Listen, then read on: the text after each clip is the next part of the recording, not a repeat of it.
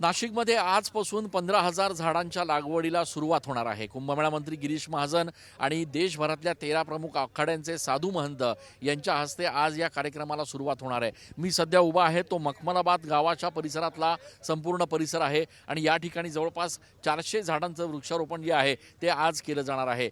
गेल्या काही दिवसांपासून सातत्याने हे प्रयत्न सुरू आहेत की शहराच्या वेगवेगळ्या भागामध्ये मोठ्या प्रमाणात वृक्षारोपण व्हावं।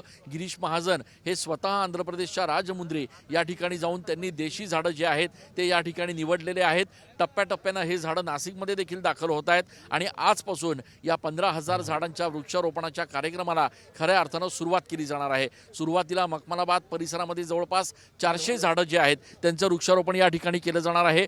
त्यानंतर शहरातल्या इतर भागांमध्ये देखील झाडांचं वृक्षारोपण केलं जाणार आहे आणि त्यामुळे पुढच्या काही दिवसांमध्ये संपूर्ण शहरामध्ये एक हरित नाशिक, सुंदर नाशिकचं जे चित्र आहे ते प्रत्यक्षात उतरताना बघायला मिळेल।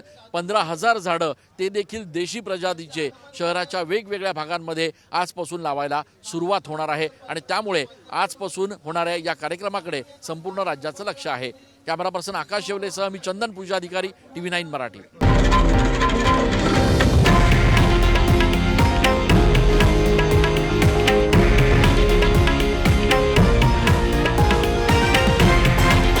हे आहे देशातील नंबर 1 न्यूज नेटवर्क आणि आपण पाहत आहात TV9 मराठी, एकमेव।